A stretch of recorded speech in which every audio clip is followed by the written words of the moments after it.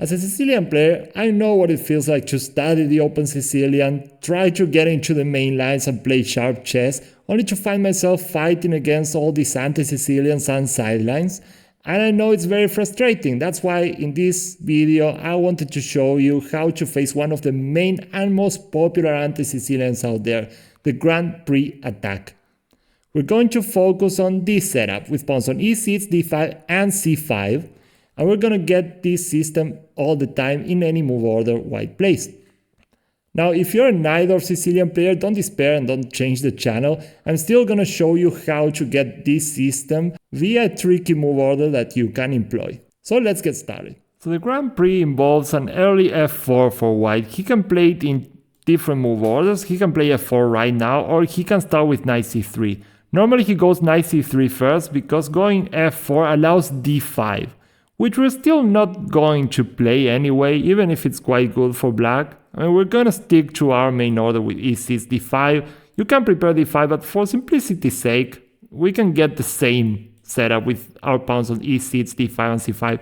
And it's the main idea. I mean, keep it simple against these rather unusual openings. So you're still gonna get knight c3 most of the time, I bet. We're gonna go e6, f4, and this is the main position for our setup with d5. White plays knight f3, and now the main line goes knight c6, and this is what white wants exactly. So we're gonna, well, deviate, not going to allow this. If bishop b5, this is the main line, and white actually tries to double up our pawns. And those double pawns are, well, quite weak. It's easy for white to put pressure on c5. Not that it's unplayable for black, and if you know what you're doing, if you really know what you're doing in this line, you can get good positions anyway. The problem is that it's exactly what white wants, and it's quite hard to handle for black. At least white has a very clear goal attacking the pawn on c5, so we're not going to go into this. And we're going to use an option that many strong players have been using, and it's doing quite well for black. Just go a6, because we can actually get away with it. The fact is, we have the time to do it, and white can't really take advantage of us moving so many pawns. a6 is a move that in the Sicilian we want to play anyway. In the future we will expand with b5, and we have the time to catch up. White can't punish us for playing a6.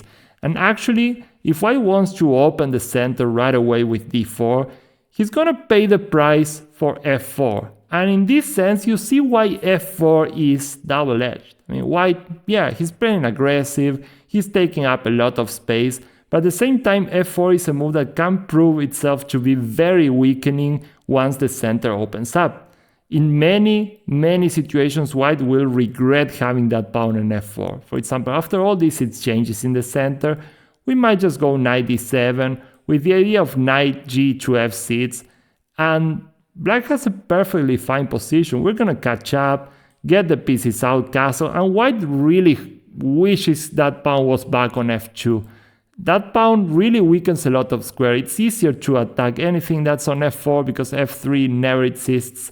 E3 is somewhat weaker. If you put a bishop on e3, it's not going to be defended by a pawn.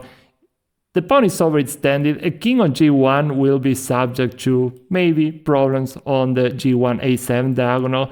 So f4 is a weakening move, and white is not getting any attack for it if the center opens up like this.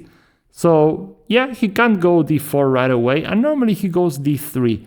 And now, having stopped that annoying bishop b5, we go knight c6, and we get exactly the setup that we wanted. We're going to play knight to c6, the other knight goes to f6, and we are happy with this. Just normal, regular developing moves. Just remember to play these a6 before anything so you don't get into those annoying main lines. And now white has to, well, follow a plan. It's not easy. You have to do something about this bishop. e2 is not the greatest square in the world. It's very passive. So white normally goes g3. A more aggressive line is g4, which we're going to see in the next game. I'm going to give a recipe that really stops the attack cold, really.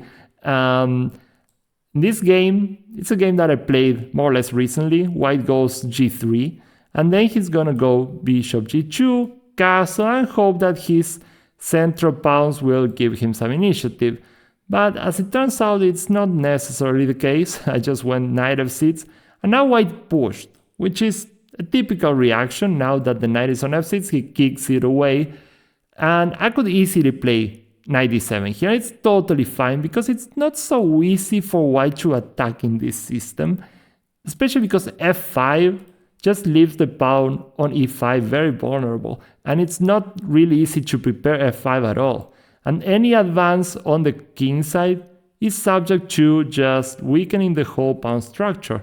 So I could easily play knight d7, and without tension d5, black's plan is to expand on the queen side. I would be perfectly fine.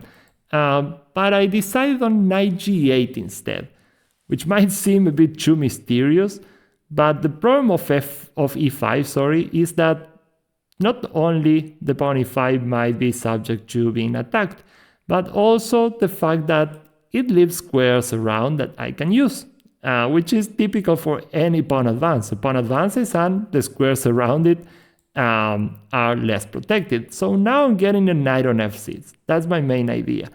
And my main plan is, for the time being, to freeze the king side. I don't want him to attack me on the king side, so I'm getting a knight on f5, and once I stabilize the knight with a move like h5, I will have a free hand to play elsewhere on the board, mainly on the queen side. That's the main plan. So bishop g2. If white wants to stop me from putting a knight on f5, he has to play a very weakening move like g4, but in this case it will just be a mistake. h4 is very bad here. Against b4 I could just go h5, and I'm destroying those pawns. They're going to be extremely weak. If he takes, well, that pawn on h5 won't survive, but at the same time I'm getting a knight into f5. And if he pushes, f5 is mine, but for good, really. I'm just gonna play g6 and knight f5, and no one is getting me out of there. And with the king side completely closed, I'm just going to play my own game on the center on the queen side, where I have the space advantage. So g4 is, well, a bit too weakening. He played bishop g2 instead. I go h5 first, and now I have this crucial maneuver. I'm getting to f5 no matter what. He castled, knight h6, and now white needs a plan, and it's not so easy to come up with one, honestly. He went knight e2 because the knight is not doing much on c3 anymore. He might try c3, d4, but ultimately he insisted on kingside play, which was a bit too much. He played h3, and every pawn move weakens some squares and other pawns, of course. I just went bishop e7, c3, so that I can't jump into d4, and maybe he will go d4 himself at some point. And now I'm playing a waiting strategy. I really want him to push. That would be really weakening. These pawns would be very easy to attack. The pawn on g4. This whole structure is much easier to attack with some g5, with f6. Not to mention that I'll be getting the open h5. That would be fantastic. So I'm really rooting for g4 to happen.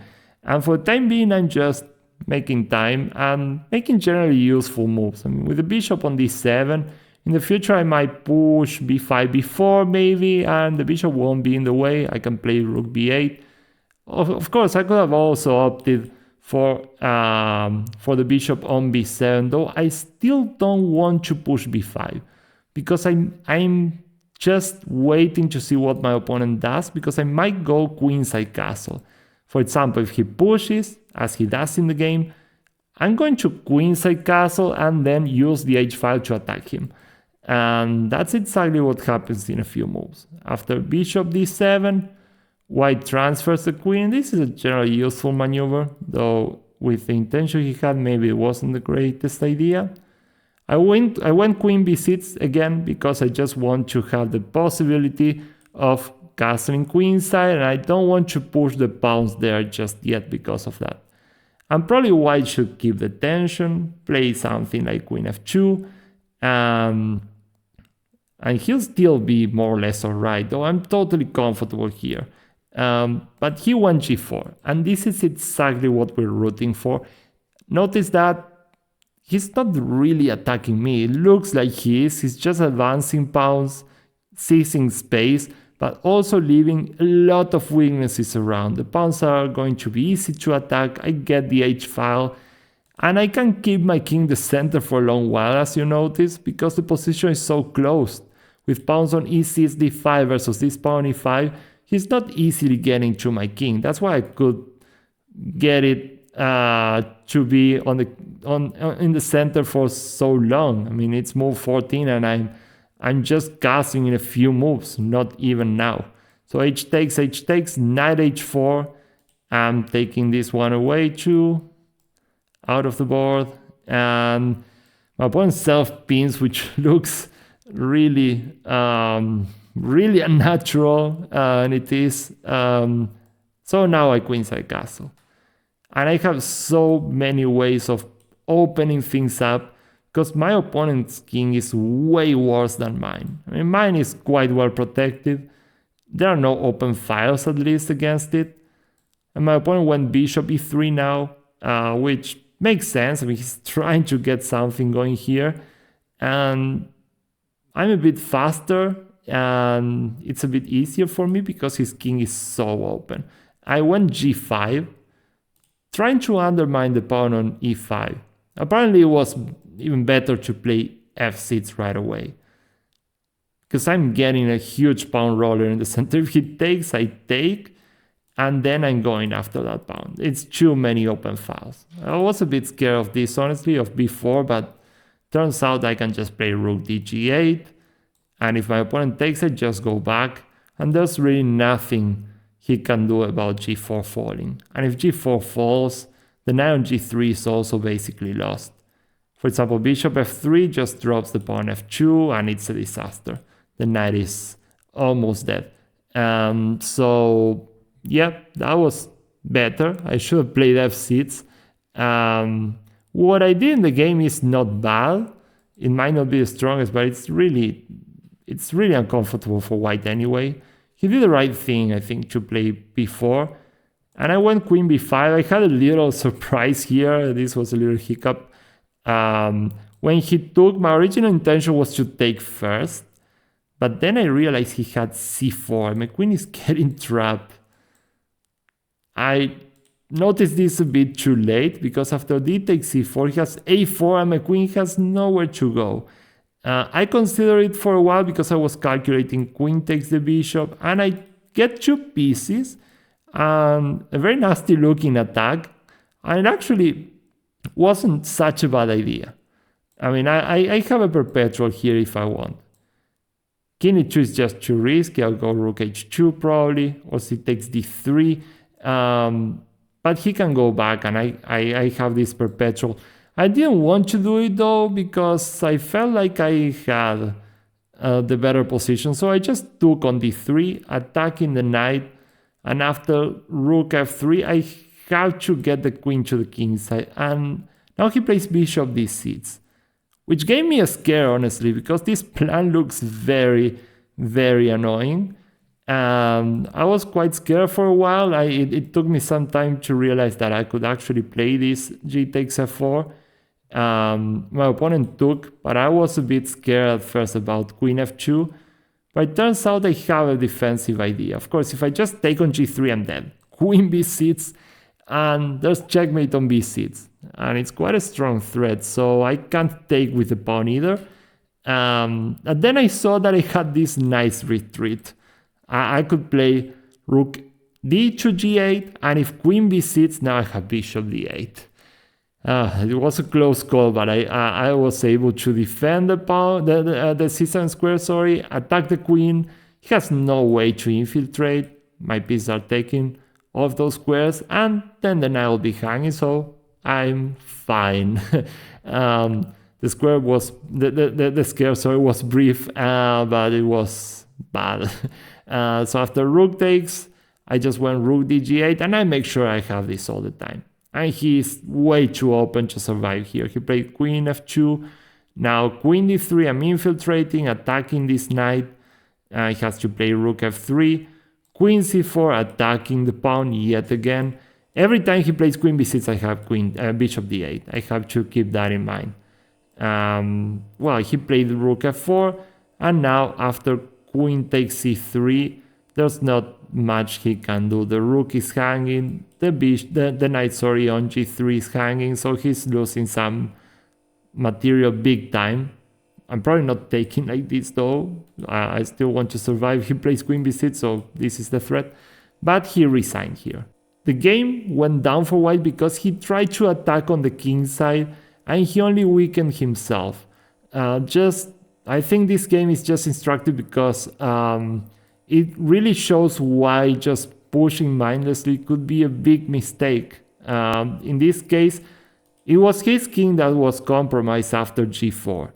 I can open the h-file, get my king to safety and attack him, even though he's the one that's supposed to be winning space on the king side. But the general pawn advance can be really weakening in any case. So let's go on to the next game. Alright, let's take a look at the second game. It's Randall Aroshenko, a very strong grandmaster with black pieces here. Knight c3, e6, f4, we play our usual setup, d5, knight f3, a6, very important move, remember it, d3, knight c6. And now white went g4, the more aggressive plan, but at the same time we know these pawn pushes can be extremely dangerous for white too. He's gonna get very overextended, and then those pawns need to be taken care of. It's not just advancing pawns for free. And there's more than one possible setup. As you notice, it's a pattern, and it's one of the weaknesses of playing these sidelines. There are many good lines against them, so black gets a lot of opportunities to get more than decent positions. So d4 is pretty good, we can play that way, but I really like to keep it simple here and play this idea, knight f6, which looks a bit strange, but we're attacking the pawn. And if he pushes g5, Aroshenko played d takes e4. This is what we're gonna play too. If g5, d takes e4, already it's changing queens here. So we're heading towards an endgame, or at least, well, we could call it a middle game without queens because there are so many pieces still over the board. But of course, if he takes our knight, we take his, and his pawns are going to be horribly weak. Not to mention that poor king on e1, sorry. So white played d takes e4, and Aroshenko exchanges queens. Now, it's not that the space advantage is insignificant. White has some advanced pawns there, and he's definitely winning a space advantage, but at the same time, they could become a problem, as they did in the game. And it's not so easy for white to keep the integrity of that pawn structure forever. Not to mention that black is pretty solid, and without queens we're not getting checkmated, and that's something. h4 was played, b5 is what Aroshenko plays, to play the bishop to b7, and if we can, we're even playing c4 and knight c5. And typically with the pawn already on f4, white suffers on e4. That's our main target here. White tried to get some squares himself. With a4, he's trying to make us play b4. And now knight b1, and he's heading for c4. Quite a reasonable plan by white. Putting a knight on c4 here, very beautiful outpost. But black is prepared. Bishop b7, knight b to d2, knight a5, getting to fight for the b4 square. And now we have this pawn on the crosshairs. Such an extended position of the pawns is not easy to maintain. White got the rook out of h1, out of this diagonal, which is understandable. Black just castles queenside, king e1, bishop d6, and black puts so much pressure on those pawns, and it's really hard for white because every time you advance one of those pawns, you leave weak squares around. The bishops turn out to be better and better with each move, So after getting this bishop out of here, I don't know, black might occupy d5 like this. And he can also start undermining those pawns with some h6. So it's never easy for white, really. Never easy, because those advanced pawns are so high maintenance. White should have played e5 maybe. He tried to keep things together by tactical means with knight b3. And the central pawns end up collapsing, but maybe not in the way you might be thinking. Arshenko took on b3, and after c takes b3, white's idea was that after bishop takes e4, there's still bishop takes a6 check. But as it turns out, Arshenko inserts this little move here, which is destroying white's pawns. The center collapses, and the reason is you really don't want to take here. e4 is permanently weak. But if you play f5, what happens is that after bishop takes e4, bishop takes a6 check, king c7, that pawn on f5 is as good as dead. And that's too big of a problem. These two pawns are going to be connected, soon to be passed pawns, and white is going to be in a world of pain, really. That's why that e5 was fantastic. He's trying to provoke this so that he can take the 2 pawns on e4 and f5. So white had to play f takes e, but then this pawn is a permanent target. And this is maybe a bit too much for white to handle. Bishop e3, rook h2, e8, no rush, e4 is dead. Rook c1. Now knight takes f3 check, and there are tactical problems on the e file. Else he was going to lose the pawn on e4 anyway, because the rook was already ready to jump in and take that pawn anyway. So rook takes, bishop takes e4, and there are some very nasty tactical problems for white on the e file. He tried bishop takes, a6 with check, king b8, and now the rook really doesn't have good squares. If you go rook takes f7, bishop d5, attacks the rook and the bishop at the same time. The rook can't go back to defend e3 because the bishop is there. So white is dropping some big material. Rook f1 meets the same fate. Bishop g2, again e3 is attacked, the rook is also attacked. We can't really defend the bishop on e3. So yeah, big problems ahead. Rook f2, bishop g3 pins the rook. Nothing is working for white anymore. So in the game he tried king f2, and well, he's just dropping the exchange, and white kept playing for a while, but it's quite hopeless. I mean, Arshenko didn't really have any problems winning from here, and g5 is falling too, and it's total collapse for white. Sorry. Now let's see an alternative we still haven't covered, which is bishop b5 check before we get to play a6. So let's get to our usual setup here, and instead of playing knight f3, white might go bishop b5 check right away. Fortunately, without the knight on c6, bishop b5 is not nearly as effective, and we can just play bishop d7, which makes this move, this bishop b5, well, not look so great, and it's quite a toothless variation. The exchange really dampens the action here. Not much is going on. If knight f3, knight c6, it's pretty comfortable. It's very, very hard for white to get anything from a line like this. So I decided to investigate queen e2 a little bit more, because at least it introduces some ideas like e takes d5 that we have to maybe be careful with, but you can push d4 here. And this is one, well, really the only scenario where I'm proposing that you push, because the knight has to go back to d1 at some point. And in this game, white took first after queen takes. Notice we normally take with the queen because we really want our knight to be on c6, controlling more central squares. Knight d1, knight c6, and this is really comfortable.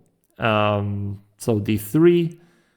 In the game, black went bishop d6, knight to f3, knight g e7.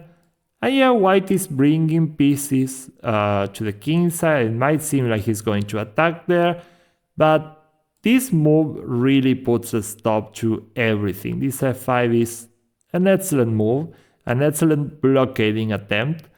And actually, we're going to be targeting f4 in any second now. When we play kingside castle, our rook on f8 will also be looking at that pawn. So white has to be really careful with just not letting that pawn fall. So he played bishop d2, black castle, and white felt somewhat compelled to defend that pawn. So he pushed. But at the same time, that leaves d5 in our hands, and we have a pretty comfortable position. g4 is going to be really hard to get in for white, because once the f file opens up, this pawn will be very weak and we will get a very nice outpost on f5 for our pieces. And if white had castled, f takes c, I don't know if it's so strong yet. Not yet, because of knight takes c4, attack c5, so we don't get the time to take on f4, but we don't need to take right away. We just keep hitting f4, and if white plays g3, we're actually happy about him pushing pawns in front of the king as usual. We just go rook a e8, and if things open up at some point, which it probably will, well, his king will be worse off. And if he pushes, we get a very similar position to what happened in the game. With d5 being ours, we can maneuver back to it, start pushing on the queen side, and black has quite a good position. This f5 is excellent. It stops white's general pawn advance on the king side, and it also sets the target on f4. So, well, e5 happened, bishop c7, and now white, well, he makes this typical mistake yet again, g4. The opening of the g5 line, his attack is all an illusion. The weak squares around the pawn e5 are going to be too much for white to handle. This pawn will be backward on an open file. So after knight e5, black is clearly better already. After g takes f5, of course we take with a piece, the rook in this case, and f4 is really in crisis here. And well, white tried knight h4, which is just a blunder after knight takes f4 really. But it's not like there was any good solution. I mean, just holding on to that pawn with everything white has is still positionally terrible. For example, there's this nice maneuver here, knight c2 b4, which makes it really hard for white to defend c2 and f4 at the same time. And if queen d1, knight e3, and white's position ends up being completely open here, the pawn e3 is extremely dangerous. I mean, all of this is pretty horrible for white anyway. Oh well, knight h4 of course is just a blunder, knight takes f4, queen g4 was played, and maybe white wasn't counting on this. This might be what he missed. Knight takes e5. Well, regardless, there wasn't really anything. I mean, queen to e4 just runs into rook takes e5 with a pin. So white is clearly losing material big time here. Queen to g4 was played, knight takes e5, attacking the queen. So the threats against the knight and the rook never materialize here. Queen d1, rook f7. Well, white kept playing, but he just dropped 2 pawns, and black's pieces are definitely taking over here. The game ended just in a few more moves. Knight f3, knight h3, because f3 collapses.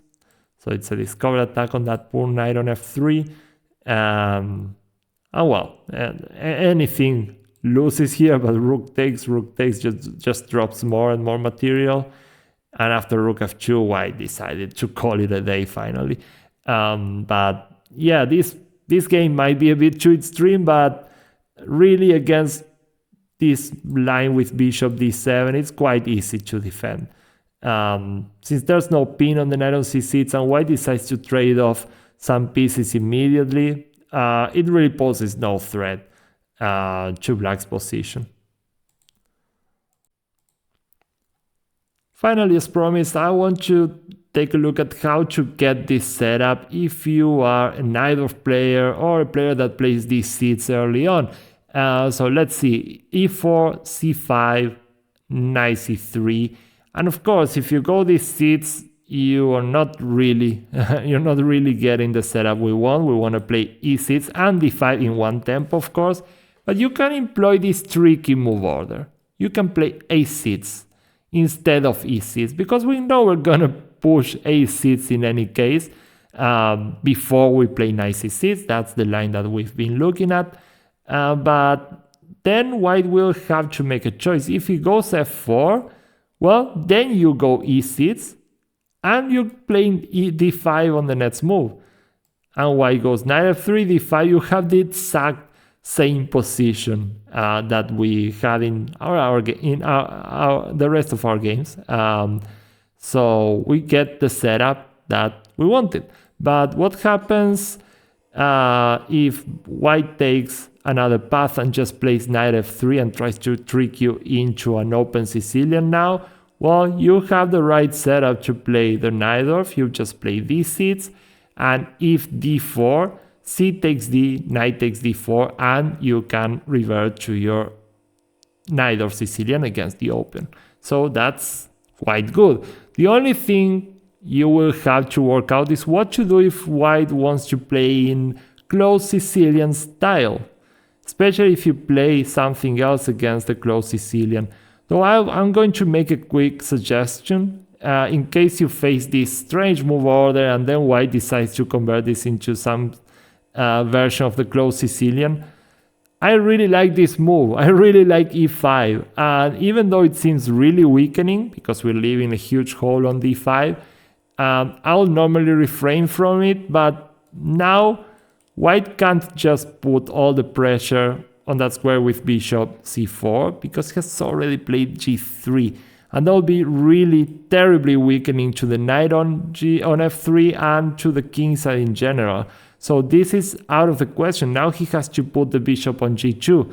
So we're going to play a setup where we have a lot of control over the center. We play g6, and the idea is to play bishop g7, knight to e7, knight b2 c6. Just like in the Botvinnik setup in the English with the white pieces, we're going to play the same setup but with the black pieces. Bishop g7, bishop g5. This is a game by Ljubomir Vtaknik, the grandmaster. He plays f6 because he's going to play f5 in the future regardless. No problem there. And of course, we don't want to play knight e7, knight d5. We have a huge hole here. Even if we manage to defend the knight on e7, there's knight f6 check. And we should, of course, stay clear of this. So f6, we push the bishop back, knight e7. And it's quite an easy setup to play, honestly. Castles, knight b2, c6, queen d2, black castles.